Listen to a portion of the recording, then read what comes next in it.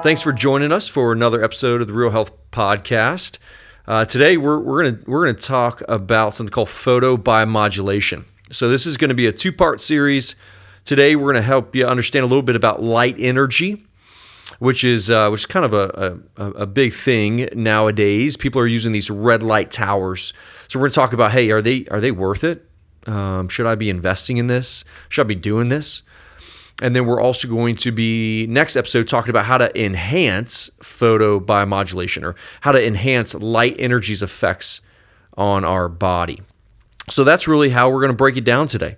When you hear this term, photobiomodulation, really just think light energy. And to help you understand a little bit about light energy, you have to look at this like spectrum of light. So there's light that you can see, visible light, and there's light that you can't see. So on this like spectrum, you have light that you can't see, like X-rays, on this really like left side of the spectrum. And then on the other side, going through even visible light, you have something called infrared light, which you can't see. And then somewhere in the middle, there's something called visible light. And visible light is obviously what you can see. And so that's typical like blue light or red light. I don't know if you remember being in science class and they had you memorize the rainbow colors by saying Roy G. Biv, like red, orange, yellow, green, blue, indigo, violet. Like those are lights that we can see. And so light energy has this amazing ability for our bodies to heal. And so we're going to kind of have a discussion on light energy today and what its purpose is when it comes to enhancing one's health or helping aid in recovery. We're probably going to hang out more in the red and infrared light space today. So that's our primary focus of today's discussion. We're going to even talk about saunas and how does that compare, because that is a type of infrared. So how does saunas compare? But before we do, let's take a step back and let's just process for a second what light energy does to the body. And this is probably the coolest thing, and really what the goal of light energy is that when we're exposed to light, so infrared light or visible light, really what we're trying to accomplish is an enhancement in something we call the mitochondria. Now, this is something we talk about a lot on the podcast. And in essence, the mitochondria is like your power plant of the cell. So in order for your body to have energy, and energy, we talk about ATP being the energy molecule, your mitochondria make energy. Your mitochondria make ATP. And so when we look at where light energy and infrared energy comes into play, it's really all about enhancing the mitochondria. Now, mitochondria are damaged and diseased in a lot of humans today. We are full of toxins, we have high levels of inflammation, and we have poor nutrient value. So these mitochondria inside the cell, they are starving. They need help. And that's why we eat well, right? That's why we move our body and that's why we reduce toxic load, right? Those are some of the pillars behind, these kind of core principles of health. And in essence, all we're trying to do here is enhance mitochondrial function. There's a great book called Cancer as a Metabolic Disease. When we talked about cancer from Dr. Thomas Seyfried, what we understand is cancer at the core of what's happening is mitochondrial disease. Cancer disease is mitochondrial disease. And so we should look at a lot of symptoms that we're dealing with today as really a source issue of mitochondrial disease. Chronic fatigue syndrome, chronic pain, inflammation, cancer can all be linked to the mitochondria as being defective or not functioning optimally. So when we use this term photobiomodulation, really, my passion is to use light energy and enhance my mitochondrial function so that I'm making more ATP, or my power plant is strong in making a ton of energy, which affects everything: brain health, right? Body health, helps your recovery, helps with sleep, helps with energy. And so when we kind of frame this conversation out, just think that light energy is really designed to improve mitochondrial function. And through that, you can get an elevation of healing and we can improve our recovery. So let's take a step back now and kind of go back to this word, photobiomodulation, and let's talk about the differences between like red light and infrared light, because this is kind of the separator when it comes to light energy. There's a lot of people that use red light, and when you look around, there's a lot of companies that sell these red light boxes. And red light, it can be on a spectrum, and most of them are, we use a term wavelength. We measure light on wavelengths. So red light is about 650 nanometers of wavelength. And so red light penetrates superficially. So it doesn't really get deep into the body. So most people use red light for like superficial skin, right? Trying to heal skin conditions or trying to help hair loss. That's where you're going to usually see red light. As the wavelength increases, so from like 600 to 700 to 800 to 900, as that wavelength increases, the penetration into the body increases. And that's really where the science of photobiomodulation is so cool, is we can use certain wavelengths to penetrate all the way through the body and enhance deep cellular healing, like into the organs, into the bones of the body, and cause an amazing response. But you can't get that with certain wavelengths. So the first thing to keep in mind is that if you're using like red light, just think that this is very superficial. Now, it's great. It helps with cellular recovery and it helps with like recovery time, but it's not going to get deep. So any thought process of like getting using red light to heal all the way down deep into like the visceral system, or trying to really significantly improve blood flow and oxygenation and mitochondrial health, that's really not happening. Also, when we talk about these wavelengths, it's not just about the wavelength itself. It's also important to know that the power of that wavelength, like how much we call it watts are being used or joules are being used, which is a super science. Yeah, I get it. And also, is it continuous or is it like a pulsed frequency? And pretty much, we don't have to dive deep into this like rabbit hole, but just I want you to know that just buying a red light doesn't mean it's going to do anything to the body. There's this bell curve of response, of this dose response, where if you get too much light energy, so if you're just kind of baking in infrared light, you can actually have a negative response in the body. And if you don't get a strong enough dose, it's not going to do anything. So somewhere in the middle, we have to look at science and figure out, hey, what is the right like dose response? How much does my body actually need? How long? And what type?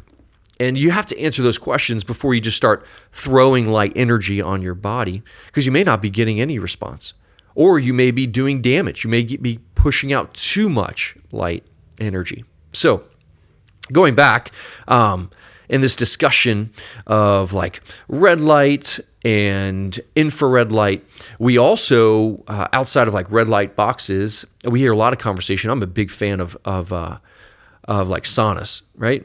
So there's saunas that are infrared. You'll hear infrared saunas. And what you have to understand about infrared saunas is that it is thermal energy. Okay, so thermal energy means just heat energy. So it just heats you up. Far infrared just penetrates deep into the body, heats you up from inside out.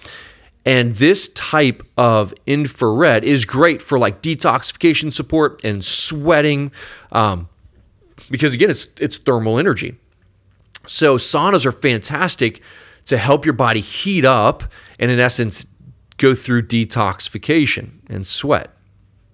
It also activates heat shock proteins that we've talked about in previous episodes, but it doesn't actually cause cellular mitochondrial change.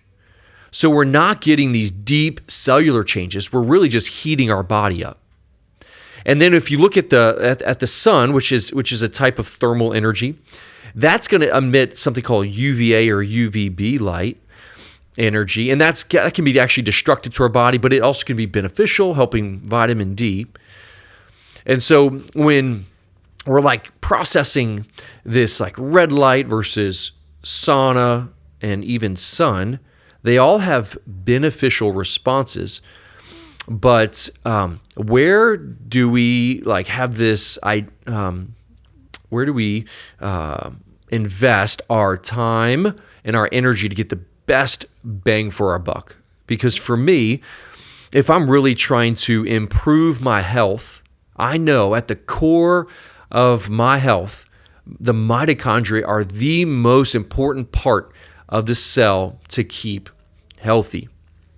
So let's talk about then light energy, photobiomodulation, but specific wavelengths. So there's 4 that are really potent for the body. And the first one is in that like 600 nanometer category, and that is red light. So again, red light is superficial. It helps improve the skin surface. It gets a little bit lower than that, and it's good for recovery. And then you get into like the 800s. And in the 800 category, we're now targeting mitochondria. So now we're in this like what we would call near infrared category, okay? Near infrared, 800 nanometers, is going to dive deeper into the body and really enhance mitochondrial function. So this is a particular wavelength designed to improve oxygenation and ATP production of your cells, okay? It also accelerates cellular metabolism or metabolic activity. And again, it penetrates deeper into the body than red light. There's another one that's 900 in the 900 range, so 915 specifically nanometers. And this is really designed for pain. So if you're targeting pain, this type of light energy is very good at helping reduce inflammation and actually helping with pain levels, decreasing pain. It targets specifically actually a part of your red blood cells called the hemoglobin, which is really just oxygen delivery and blood flow. But this with wavelength is awesome for pain. And then in the upper 900s, 980 nanometers, this is where we're targeting the water in the blood. So this is more of just like providing circulation and faster recovery to all of the areas that you're treating with it. So it's really cool when you think about light energy, how it can enhance mitochondria, it can improve oxygen circulation, hemoglobin production.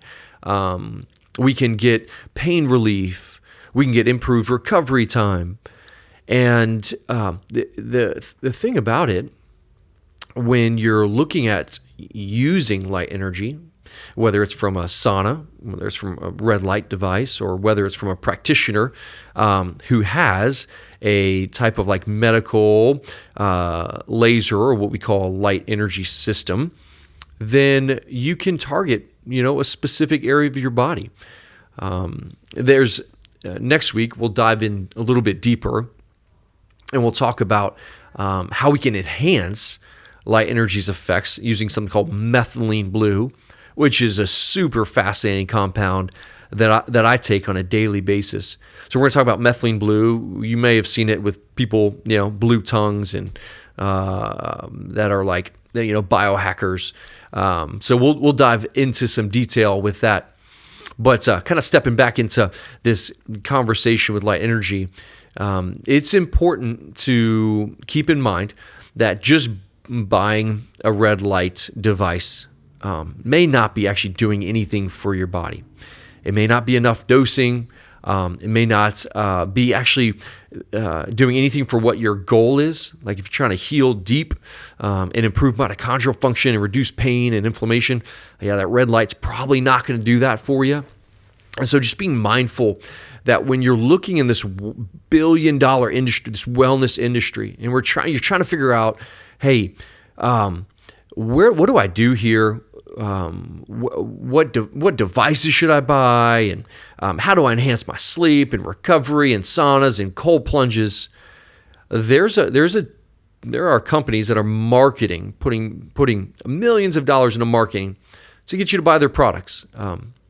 So it's important to have understanding about, hey, what are you getting involved in, and is this actually going to do anything for my body? So today's episode, even though kind of sciencey, is really just designed to help you understand what light energy is, the benefit, and really why we should all be using light energy to enhance our body's ability to heal and recover. The cool thing is we can use science now to help with our healing journey. We can use science to increase longevity and increase our recovery time, and to be able to train harder, and to be able to recover from eczema, or to be able to enhance detoxification, or whatever your goal is.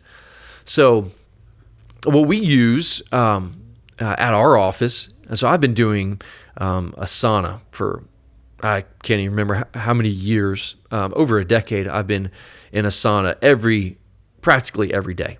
And I'll do anywhere between 30 to 60 minutes in a sauna session. And so that's great for thermal energy and detoxification. But what we do at the Health Factory is we use a medical grade laser. So you can't get your hands on this as a like online. You can't just buy this because it's so powerful, and its ability to induce all of these therapeutic changes that, if you don't know how to use it, you can get into trouble. So anyway, what I've been doing, which has been really cool over the last couple of weeks, it finally came in. I was so excited to get it in, is this laser bed. So it's a class 4 medical laser bed. It has the 650 red light, has the 810, the 915, the 980 wavelengths, all those wavelengths. And I just was sitting in it. It's almost laying in. It's like a tanning bed, and just my whole body's being absorbing these wavelengths. And I'll tell you, this has probably been my best mental clarity week. Usually, as you guys know, talked about it all the time, I take a power nap every day, like a 15 to 20 minute power nap. I haven't napped in 2 weeks. My recovery in terms of my training, my inflammation levels, have significantly improved. And again, going back to it, for me, one of my biggest goals in everything I do is mental clarity. I want to have the best functioning brain and have sharp mental clarity. And so that's probably the biggest changes that I've experienced. It's been awesome.